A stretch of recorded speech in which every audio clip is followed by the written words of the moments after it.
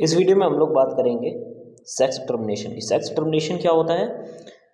Sex determination की phenomena को सबसे पहले हैंकिंग ने देखा था, 1896 में देखा था, जब वो स्क्वैश बग और अदर इंसेक्ट की स्पर्मेटोजेनेसिस में स्टडी कर रहे थे। उन्होंने बोला कि स्पर्मेटोजेनेसिस में जो स्पर्म बनते हैं उनमें से कुछ ऐसा स्ट्रक्चर है जो उनकी न्यूक्लियस के पास में पाया जा रहा था, वो 50% में तो प्रेजेंट था जबकि 50% में प्रेजेंट नहीं था।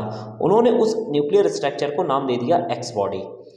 सेम एक्स बॉडी के बारे में देखा था एमसी क्लंग ने, जो ग्रास ऑपर में देखा था। उन्होंने इस एक्स बॉडी को एक्स क्रोमोसोम नाम दिया था। विल्सन और स्टीवन आए। विल्सन और स्टीवन ड्रोसोफिला में एक ड्रोसोफिला में देखा कि फीमेल के अंदर एक सिमिलर सेट ऑफ पेयर जो क्रोमोसोम के पाए जा रहे हैं, लेकिन मेल में कुछ डिफरेंट सेट ऑफ क्रोमोसोम पाए जा रहे हैं, मतलब एक सेट में डिफरेंट क्रोमोसोम पाए जा रहे हैं और उस डिफरेंट क्रोमोसोम को ही उन्होंने नाम दे दिया था क्या? वाई क्रोमोसोम नाम दिया था।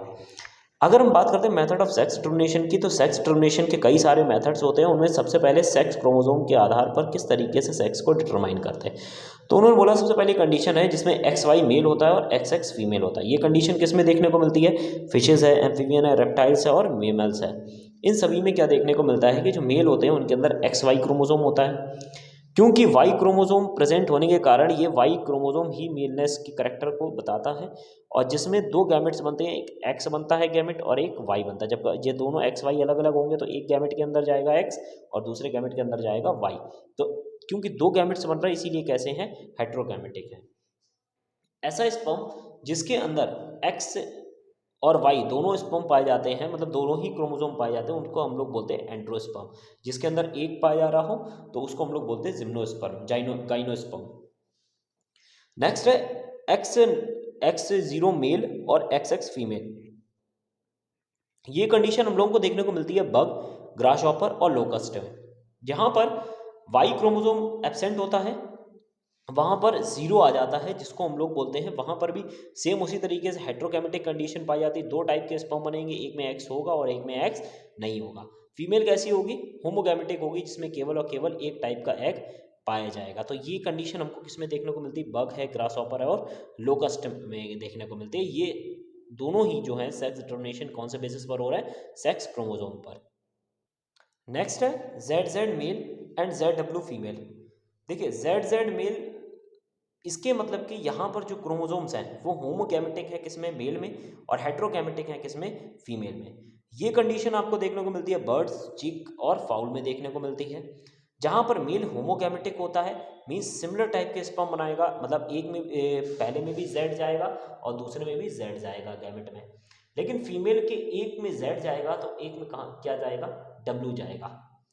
तो यहाँ पर सेक्स जो वर्ड्स के अंदर जो सेक्स को डिटरमाइन स्पर्म नहीं करता है मेल का, बल्कि कौन डिटरमाइन करता है? ओवा या एग किसका? फीमेल का डिटरमाइन करता है। तो ये हमारा फर्स्ट था sex determination on the basis of sex chromosome. Second आता है genic balance theory. Genic balance theory की अगर हम बात करते हैं तो इसमें आप केवल इतना समझिए कि जैसे एक एग्जाम्पल ले लिया ड्रोसोफिला। इस पर डिस्कवरी करी थी सीबी ब्रिज ने, और उन्होंने एक ड्रोसोफिला के ऊपर डिस्कवरी करी तो उन्होंने बताया था ड्रोसोफिला में टोटल नंबर ऑफ क्रोमोसोम कितने होते हैं? 8 होते हैं। इस 8 में 6 जो होते हैं वो ऑटोसोम्स होते हैं और 2 जो होते हैं वो एलोसोम्स, मतलब सेक्स क्रोमोसोम होते हैं। तो हमने 2 होते हैं तो हमने क्या लिख लिया? 1 पेयर, और 3 ऑटोसोम्स होते हैं, इसको क्या लिख लिया? 6 को 3 पेयर लिख लिया। उन्होंने बताया था कि सीवी ब्रिज ने बताया कि जो सेक्स होता है ड्रोसोफिला में वो रेशियो के ऊपर डिटरमाइंड होता है। Means number of x chromosome कितने हैं उनका किससे निकालना है? ऑटोसोमल सेट्स कितने हैं। उन्होंने बताया था कि x अपॉन ए मीन्स एक्स क्रोमोसोम और ऑटोसोम्स का रेशियो अगर 1 आता है तो ड्रोसोफिला हमेशा क्या होगा? फीमेल होगा। लेकिन अगर इसकी वैल्यू कितनी आती है? 0.5 आती है तो ये क्या होगा? मेल होगा। जैसे हमने देखा कि नंबर ऑफ क्रोमोसोम्स हमारे कितने हैं? XX है। ऑटोसोम्स कितने हैं हमारे? 2 हैं। तो 2/2 कितना आ गया? 1 आ गया रेशियो, तो मतलब 1 रेशियो आ गया तो क्या है? फीमेल। हमने देखा जो सेक्स क्रोमोसोम है हमारे पास कितना है? एक ही एक्स है। ऑटोसोम सेट्स कितने हैं हमारे पास? 2 हैं। तो हमने क्या कर लिया? एक्स कितना था? 1 और 2, तो यहां पर ये क्या आया? मेल आया। अगर हमारे पास एक्स क्रोमोसोम है और 3 ऑटोसोम्स हैं तो हमने 2/3 लिख दिया, मतलब 0.67, मतलब कि ये जो है वो इंटरसेक्स है, ना ही ये क्या होगा? मेल होगा और ना ही क्या होगा? फीमेल होगा, मतलब कि इंटरसेक्स में ये आ जाएगा। उसके बाद हम देखते हैं अगर किसी में एक्स है और 3 ऑटोसोम्स है तो ये क्या आ जाएगा, सुपर मेल। क्यों? क्योंकि सुपर मेल की जो यहाँ पर वैल्यू आ रही है वो 5 से भी कम आ रही है, तो मतलब ये मेल तो होगा लेकिन कैसा होगा, सुपर मेल होगा। अगर यहीं पर 1 की वैल्यू ज़्यादा आ जाती, 1 से ज़्यादा, तो ये क्या हो जाएगा, सुपर फीमेल होगा। अब एक वर्ड आता है जिसको बोलते हैं जिनेंड्रोमॉर्फ। जिनेंड्रोमॉर्फ में देखिए GYN, GYN का मतलब होता है, जैसे गाइनोसियम पढ़ा था तो फीमेल पार्ट, एंड्रोसियम पढ़ा था तो मेल पार्ट। जब कभी भी ड्रोसोफिला के अंदर हाफ बॉडी जो है वो मेल की होती है और हाफ बॉडी जो है वो फीमेल की होती है, तो ऐसे ऑर्गेनिज्म जिनकी बॉडी हाफ मेल और हाफ फीमेल कैरेक्टर्स को रखती है, तो उस कंडीशन में ऐसे एनिमल्स को हम लोग बोलते हैं जेनेंडोमॉर्फ, जो किसमें देखने को मिलता है, ड्रोसोफिला में देखने को मिलता है।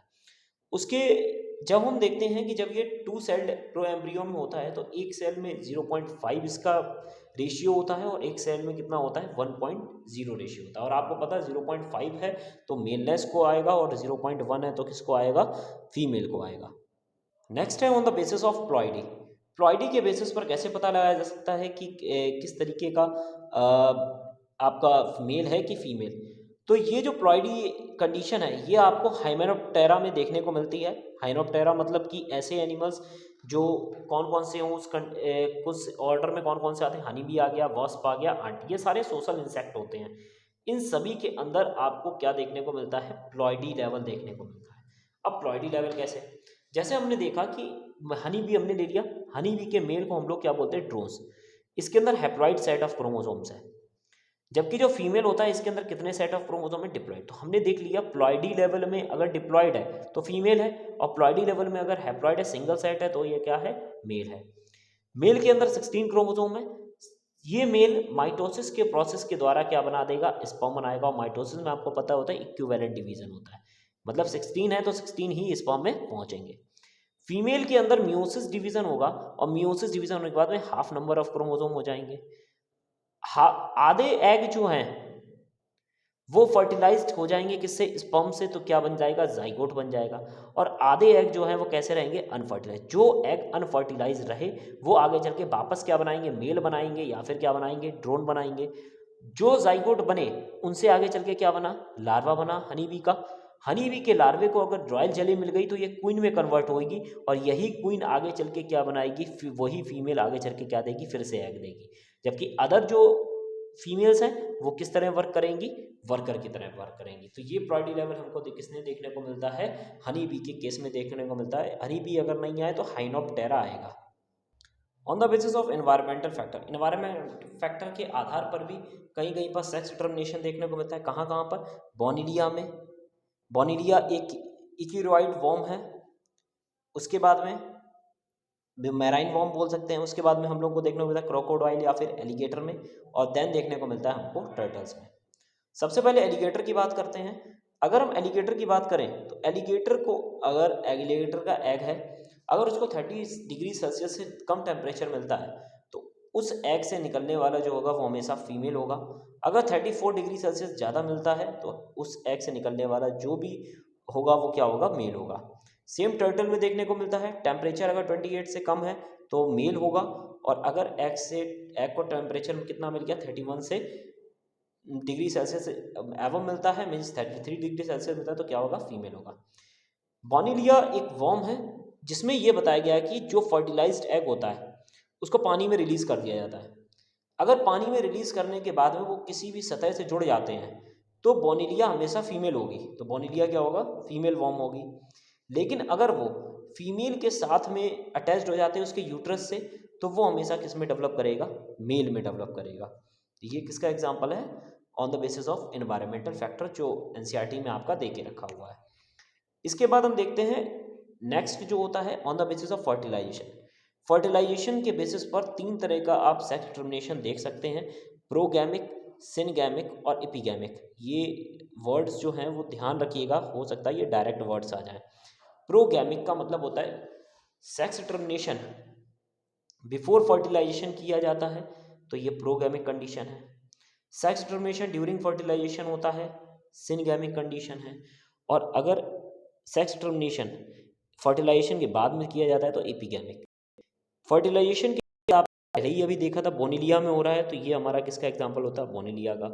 At the time of duration क्या है फर्टिलाइजेशन के टाइम पर वन में, और बिफोर आपको पहले ही पता होता मेल हमेशा कैसा होगा, हैप्लॉइड होगा। तो ये किस में होता है, प्रोगैमिक। तो ये आपको सेक्स डिटर्मिनेशन में याद रखना है।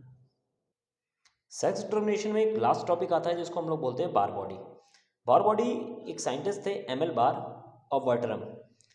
इन्होंने ऑब्जर्व किया था कि न्यूक्लियस के पास में एक डार्कली स्टेन्ड बॉडी पाई जा रही है। किसके न्यूक्लियस के बाद में, सेल न्यूरॉन सेल में जब वो डिस्कवरी कर रहे थे तो उन्होंने देखा था कि न्यूक्लियस के बाद में कुछ डार्क कलर की स्टेन्ड बॉडी पाई जा रही है। और इस सेल बॉडी को उन्होंने किस में देखा था, फीमेल कैट में देखा था। उन्होंने इस डार्क स्टेन जो सेल बॉडी थी इसको किस बेसिस पर डिटरमाइन कर दिया था कि अगर ये प्रेजेंट है, अगर ये प्रेजेंट है तो ये क्या करेगी, सेक्स को डिटरमाइन कर रही है। अगर ये प्रेजेंट है तो ये किसको डिटरमाइन कर रही है, सेक्स को डिटरमाइन कर रही है। इसीलिए इन्होंने इस बार बॉडी को क्या बोला था, सेक्स क्रोमैटिन बॉडी या फिर बार बॉडी बोला था। क्योंकि इसका जो शेप होता है ये ड्रम स्टिक की तरह होता है। कैसा होता है, ड्रम स्टिक की तरह होता है। उसके बाद में ये बार बॉडी हमेशा किस फेज में आपको देखने को मिलती है, इंटरफेस। इंटरफेस मतलब कि G1S और G2 फेज में देखने को मिलती है कई सारे मैमल्स की सेल्स में।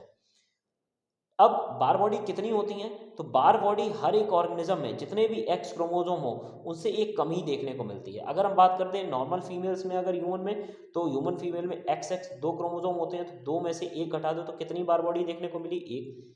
बार बॉडी मेल में 1 XY होता है, अगर 1 X से एक कम